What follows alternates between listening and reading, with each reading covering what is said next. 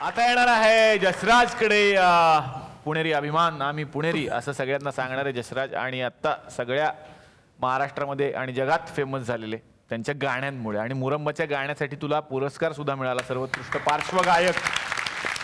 कसं वाटतंय जसराज? छान वाटतंय. मुळात मुरांबाचा एक भाग म्हणजे सर्वोत्कृष्ट चित्रपट म्हणूनच नाही, पण मुरांबा जो काही बनला आणि तो लोकांनी जो काही जसा स्वीकारला, ते सगळे आमच्यासाठी फार आनंददायी होतं. आणि त्याचा एक भाग सुरुवातीपासून असल्याचाच एक वेगळा आनंद आहे. आणि एक पुरस्काराचा शिक्का पण मिळाला, त्याचा एक एक्स्ट्रा आनंद आहे. वा वा वा वा. तुला आठवतंय का पहिलं बक्षीस कुठलं मिळालं होतं तुझ्या आयुष्यात? मला मला न मिळालेलं बक्षीस एक आठवतं. म्हणजे की म्हणजे एक ॲक्च्युली कविता वाचन स्पर्धा होती, पण मी चांगलं गात होतो कविता म्हणून मला पाठवलं होतं तिकडे. पण मी तेव्हा भयंकर ते ॲक्च्युअल तो परफॉर्मन्स जो होता तो एकदम असा कॅज्युअली पार पडला तो. आणि स्टेजवरनं उतरल्यावर तर सगळ्यांनी झापलंच की अरे तू काय असं का गायलास, म्हणजे तू प्रॅक्टिसला गातोस तसं थोडं लक्ष देऊन का नाही गायलास.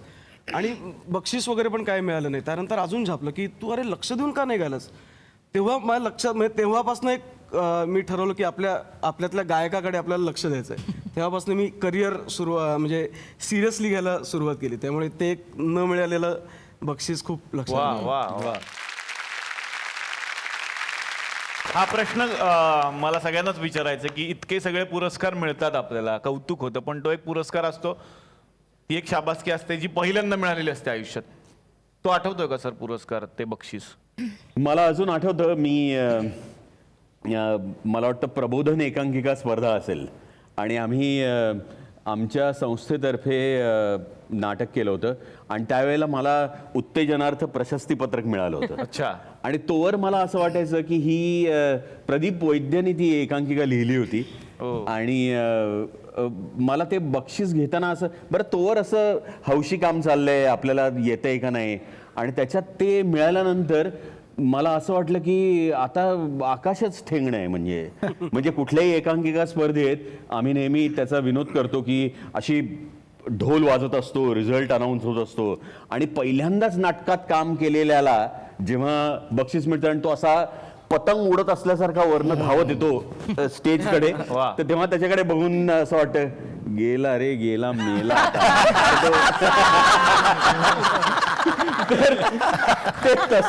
ते तसं फिलिंग मला त्यावेळेला प्रबोधनचं बक्षीस काय उत्तेजनार्थ प्रशस्तीपत्रक मिळालं होतं तेव्हा वाटलं होतं.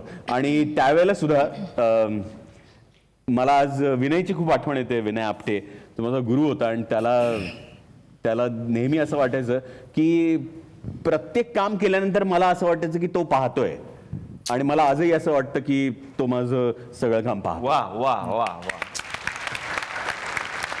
सोनालीजी आता तुमच्याकडे येणार आहे. तुम्हाला जो पहिला पुरस्कार मिळाला होता तो परत आठवतोय? परत परत घे.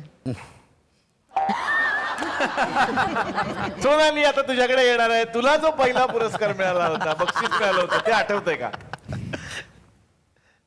आठवतंय. आणि पहिला पुरस्कार मिळाला होता, पण पहिला नव्हता मिळाला, दुसरा मिळाला होता. हा? अच्छा, म्हणजे वा, वा, वा, वा. पहिला होता पण दुसरा होता. तर पुण्यात होते मी फर्ग्युसन कॉलेजला, असं 11वीचा सुमार. आणि सगळेजण एकपात्री अभिनय स्पर्धेमध्ये बहुतेक 80% मुली तुला शिकवीन चांगला. खरं एवढे धडे वाचलेली नसतात, तेवढ्याच वेळा ते करतात. मी थोडं उमेद ठेवून काहीतरी स्वतः लिहिलं होतं वगैरे. वाव. आणि खूप पोटतिडकीनं अभिनय केला होता, म्हणजे जमेल ते सगळा चिडून रडून सगळं घेतलं. पण मला परीक्षकांनी दिलं नाही पहिलं बक्षीस. आणि अनुपमा ताकमोगे नावाची एक अभिनेत्री आहे जी आता फार छान व्हॉइस आर्टिस्ट पण आहे.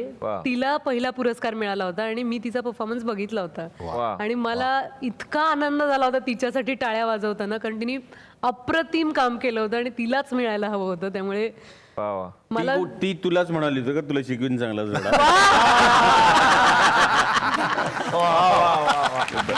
तर आता आणखीन एक स्पेशल पाहुणे आलेले आहेत, त्यांच्याकडे आपण जाऊयात. स्पेशल पाहुणे, तुमचं काय नाव? ऍक्च्युली माझं नाव आहे S पवार. त्याचं एक्सप्लेनेशन नंतर घेतो. पहिले कशासाठी आलाय काय सांगाल का आपण? हा सर, आता मी येतोच तिकडं. या आता काय सर मी जनसामान्यामधला प्रश्न जो सामान्य माणसाला भेडसावतो वा, वा. असा प्रश्न मी इथं आज मांडणार आहे वा, वा. तमाम महाराष्ट्राच्या जनतेसमोर की आपल्या घरामध्ये एखादा उंदीर होऊ शकतो. उंदीर होऊ शकतो. हा म्हणजे उंदीर समजा सर तुमच्या घरामध्ये उंदीर शिरला तर तुम्ही त्याला बाहेर कसं काढाल कसा? ते मी तुम्हाला विचारतोय. अच्छा, उत्तर यांनी द्यायचंय का? हा, तुम्हाला तुमच्याकडे काय उत्तर आहे? माझ्याकडे काय माझ्याकडे काही उत्तर नाही. उंदीर आलं तर खरं तर आम्हीच पळून जातो. म्हणजे उंदीर परत गेला की मग आपण घरात जायचं. असं होऊ शकतं. म्हणजे केवढा त्रास मोठ्या माणसाला पण बघा सहन ना, म्हणजे करावा एवढे लागतो. 4 BHK घ्यायचा आणि उंदीर राहतो कसं हा, ते? एकदम डेंजर गोष्ट आहे ही. हाच प्रश्न मॅडम तुम्ही काय करता मॅडम? मग समजा तुमच्या घरात उंदीर शिरला तर काय कराल? मी घराच्या बाहेर जाते मुलांना घेऊन बघ. आणि मग सुमित्राला बाहेर काढतो. आम्ही सर तुम्ही काय करता? हा, फास्टर पेन. वाघांकडे उंदीर शिरायला थोडं वा, जबरदस्त सर. हे झाले डायलॉग, पण खरं ते येतो उंदीर. मॅडम काय सांगाल तुम्ही? मीही पळून जाते. पण उंदराला कोण बाहेर काढतच नाही, म्हणजे सगळ्या घरात काय उंदरीच घरात काय? आम्ही प्रार्थना करतो की तो आपोआप निघेल घराबाहेर. ते मी एवढे मोठे फ्लॅट बंगले घेतले तर राहतात उंदीर असं नको. तेव्हा पुढचा जन्म उंदराचाच दिला. हे घर साधं ठाण्यात होतं त्यासाठी रात्रभर जा. तुम्ही काय सांगाल ताई? काठी घ्यायची अशी असं ओरडा- वा वा. काठी मारायची आणि असं ओरडायचं. हट. किंवा त्यांचा डान्स पण फेमस आहे. तो उंदीराला की तो डान्स. अरे बाई, इकडे उंदीर तुम्हाला काहीच करू शकत नाही. Great great. पण तुमच्याकडे काय उपाय आहे का एवढं हा, करताय? माझ्याकडे उपाय आहे म्हणूनच मी इथं आलेलो आहे. काय करायचं सर बघा, घरात एक उंदीर शिरला तर काय करायचं? काय करायचं आपण त्याच्या समोर एक उंदरीन सोडायची. मग काय होईल? वा. मग तो उंदीर त्या उंदरिणीच्या प्रेमात पडल. मग ते दोघं लग्न करतील. मग त्यांना एक बेबी उंदीर होईल. मग तो बेबी उंदीर मोठा होईल. मग तो एका उंदरिणीच्या प्रेमात पडल. मग तो लगीन करल. आणि ती उंदरीन घरात घेऊन येईल. मग ती सून उंदरीन त्या सासू उंदरिणीचा आणि सासऱ्या उंदराचा छळ करल. आणि शेवटी तो सासरा उंदीर घर सोडून जाईल. किती सोपं आहे. अरे एक मिनिट. सासरा उंदीर जाईल पण ते बाकी 2 आले त्यांचं काय? सून आणि तुमचा प्रश्न काय होता? उंदराला पळवायचंय. डिटेलमध्ये जाऊ. अरे पण ते 2 आलेतच ना आता घरात. प्रॉब्लेम तिकडेच आहे. ठीक आहे, आता हे दोघं आलेत ना, त्यांचं लगीन तर झालंच आहे. त्यांना एक बेबी उंदीर होईल. मग तो मोठा होईल. त्याला एक उंदरीन आवडल. पुन्हा लगीन. सून उंदरीन आणि सासू उंदरीन हे दोघं बाहेर.